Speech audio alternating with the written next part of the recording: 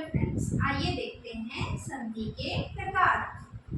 संधि के प्रकार। संधि 3 प्रकार की होती है, स्वर संधि, व्यंजन संधि और विसर्ग संधि। स्वर संधि के 5 प्रकार: दीर्घ स्वर संधि, गुण स्वर संधि, वृद्धि स्वर संधि, यण स्वर संधि और अयादि स्वर संधि। एक एक करके चलिए इसका विस्तार में अध्ययन करते हैं।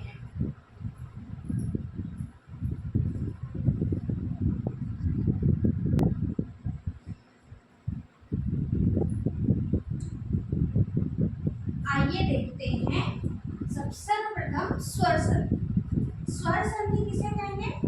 स्वर वर्णों के मेल से उत्पन्न होने वाले विकार को स्वर संधि कहते हैं। मतलब जब स्वर वर्ण से स्वर वर्ण का ही मेल होगा, स्वर वर्ण से स्वर वर्ण के ही मेल को हम क्या कहेंगे? स्वर संधि कहते हैं। उदाहरण: पुस्तक, धन, आलय, पुस्तकालय। आपने बहुत सारा ये पढ़ा है, पुस्तक धनालय, पुस्तकालय, विद्या धनालय, विद्यालय। पर आज आप इसमें गहराई समझिए बच्चों कि इसको क्यों आलय ही क्यों होता है। देखिएगा, इसके अंत में कौन सा अक्षर आ रहा है? अंत में अ, और इसके प्रारंभ में क्या आ रहा है? आ। तो अ और आ, देखिए स्वर संधि तो आप जानते हैं कि ये भी स्वर वर्ण है और ये भी स्वर वर्ण है, अ आ। फिर यहाँ पे मेल हुआ, क्या बनेगा? यहाँ पे बना आपका, देखिए आ। तो चाहे परिभाषा इसका है, स्वर वर्ण से स्वर वर्ण का ही मेल होना चाहिए। मतलब आपका छोटा कुछ भी हो सकता है, अ के साथ में ई का भी मेल हो सकता है, उ के साथ में आपका उ का मेल हो सकता है। इस तरीके से आपका स्वर ही वर्ण होना चाहिए। यहाँ पे स्वर है तो यहाँ पे भी स्वर होगा। जैसे दूसरा एग्जाम्पल एक और समझते हैं हम। इसके अंत में कौन सा अक्षर है? आ प्लस इसके प्रारंभ में क्या है? ई, बड़ी ई। आ और ई के मिलने से आपका क्या बना? कौन सा अक्षर बना? ए। एक ही मात्रा बनी, आ और ई, ये दोनों स्वर है। तो दोनों स्वर, तो स्वर वर्ण से स्वर वर्ण का ही मेल होगा। स्वर वर्णों के बाद में स्वर का ही आएगा तो आपका स्वर संधि बनेगा। अब इसके अंत में क्या है? आ और इसके प्रारंभ में क्या है? ए। आ धन ए बराबर क्या बनता है? ए। उसी तरह से अंतिम वाला, इसमें क्या है? ई, प्रारंभ में क्या है? इति। जब विग्रह करेंगे तो अंत में अक्षर में क्या आएगा? ई की मात्रा। और इसके प्रारंभ में क्या है? आ। तो मिलकर के क्या बन गया आपका? तो का निर्माण हुआ है यहाँ पर, सॉरी, यह वर्ण का निर्माण हुआ है। तो इसका मतलब क्या है? जब हमारा स्वर से स्वर का मेल होता है उसे हम स्वर संधि कहते हैं। स्वर संधि के प्रकार। स्वर संधि के प्रकार को 5 भागों में बांटा गया है। सबसे पहला है दीर्घ स्वर संधि। तो ह्रस्व या दीर्घ, समझिएगा बच्चों अच्छे से। ह्रस्व माने छोटा और दीर्घ मतलब बड़ा। आपको ये पता मालूम है कि ह्रस्व क्या होता है? ह्रस्व है और दीर्घ क्या है? आ।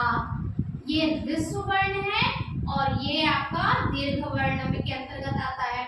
तो बोला गया है कि अगर आपका ह्रस्व या दीर्घ कैसा भी है, ह्रस्व या दीर्घ अ ई उ री के बाद ह्रस्व या दीर्घ अ ई उ री आए तो दोनों के स्थान पर दीर्घ स्वर आ ई उ री हो जाता है। उदाहरण है जैसे विद्या धन अर्थी, देखेंगे इसके अंत में क्या है? आ। इसके प्रारंभ में क्या है? अ। तो बोला गया है कि अगर कैसा भी है, छोटा है या बड़ा, तो ये आ ह्रस्व या दीर्घ, ये भी ह्रस्व या दीर्घ, आ धन अ मिलके आपका किसका निर्माण हो रहा है? बनकर निकलेगा, जो बनकर जो आएगा वो आपका क्या आएगा, बड़ा ही दीर्घ, क्योंकि आपका दीर्घ वर्ण कौन कौन सा होता है आपको मालूम है, आ, ई, उ और री, ये आपका बड़े दीर्घ वर्ण में ही काउंट होते हैं, आ, ई, उ, री। तो इसी तरीके से यहाँ पर क्या हो गया, आ धन अ बराबर आ। अब उसी तरीके से यहाँ पर क्या मिला आपका, ई धन ई मिलकर क्या बना आपके यहाँ पे, बड़ी ई। तो जो बनकर जो भी बनकर तैयार होगा, जो विकार उत्पन्न होगा, वो दीर्घ स्वर के अंतर्गत ही जाएगा। इस तरीके से आप शॉर्ट ट्रिक से याद कर सकते हो। दीर्घ स्वर संधि, तो दीर्घ स्वर संधि मतलब इसमें दीर्घ स्वर ही बन के बाहर निकलेगा, तो इसे दीर्घ स्वर संधि कहते हैं। चलिए अब उसके बाद अगला देखते हैं हम गुण स्वर संधि।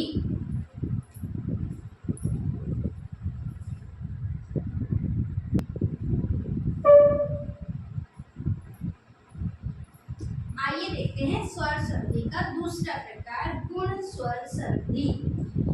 यदि ह्रस्व या दीर्घ अ या आ के पश्चात ई, उ, री आए तो दोनों के स्थान पर क्रमशः ए, ओ हो जाता है। समझते उदाहरण से, जिस प्रकार से इसका अंतिम अक्षर क्या है, अ, इसके अंत में क्या आया है, अ, और इसके प्रारंभ में क्या है, उ। कहा गया है कि यदि अ के पश्चात में, अ या आ के पश्चात ई, उ, री आए तो यहाँ पर हमारा क्या अंतर हो जाएगा, मात्रा कौन सी लग जाएगी, विकार उत्पन्न होगा, ए या ओ, ए या ओ। आप बहुत ध्यान से देखिए बच्चों, लास्ट में मैं आपको बताऊंगी एक शॉर्ट ट्रिक, जिससे कि आप, या फिर उसके अगले वीडियो में चला जाए, जिससे कि आप सारी संधियों को एकदम चुटकियों में आप कर सकते हैं। संधि के लास्ट में मैं बताऊंगी। तो अ, उ, तो मिलके क्या बन गया, आपकी कौन सी मात्रा बनी यहाँ पर, ओ की मात्रा बनी। तो यहाँ पर सिर्फ विकार जब उत्पन्न होगा तो ए और ओ की मात्रा ही लगेगी, और यहाँ पे क्या होगा, अंत में अ या आ होगा, और उसके बाद में कोई भी स्वर होगा। यहाँ पे क्या है, अ, और यहाँ पर क्या है आपकी बड़ी ई। अ और ई के मिलने से क्या बन गया, नर धन ईश नरेश। तो कौन सी मात्रा बनी, ए की मात्रा।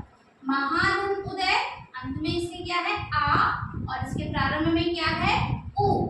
इसको सीखना बहुत ही जरूरी है, जिससे कि आप संधि का विच्छेद बहुत ही अच्छे तरीके से सीख जाएंगे। आप अगर विग्रह करना आ गया कि इसके अंत में क्या है, कौन सा वर्ण मिल रहा है, तो आप संधि कौन सी संधि है इसे आप चुटकियों में पहचान कर लेंगे। तो महा आ धन उ बराबर क्या, कौन सी मात्रा बनी आपकी, ओ की मात्रा बनी, महोदय। इसके अंत में क्या है, अ धन उ मिलके क्या बन गया आपका, ओ की मात्रा बनी। तो इस तरीके से ये आपका गुण स्वर संधि। स्वर संधि का अगला प्रकार है वृद्धि स्वर संधि। ध्यान से देखिएगा बच्चों, अ या आ के बाद, ओ या आ के बाद में ए या ए आए तो दोनों के स्थान पर ए, क्लियर। यदि आपका अ के बाद में ए या ए आए तो उसके स्थान पर ए, और ओ या ओ आए तो ओ हो जाता है। आइए समझते हैं उदाहरण से। जैसे इसके अंत में क्या है, ओ, और इसके प्रारंभ में क्या है, ए। तो दोनों के मिलाने से भी हमें क्या बनेगा, ए की मात्रा बनी। उसी तरीके से, एक मिनट,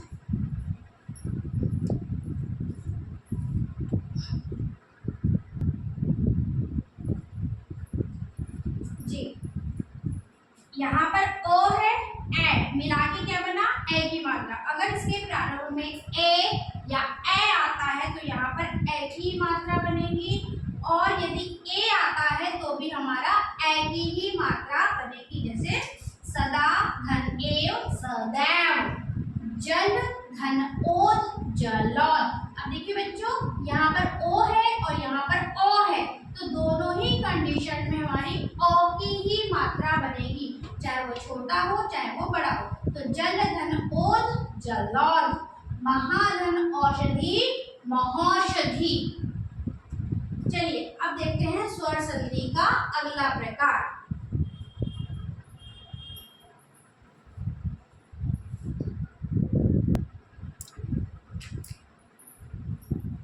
बच्चों वीडियो ज्यादा ही लंबा हो रहा है, तो अब इसके जो बचे हैं जड़ संधि और अयादी स्वर संधि, इसे हम अगले वीडियो में कवर करते हैं।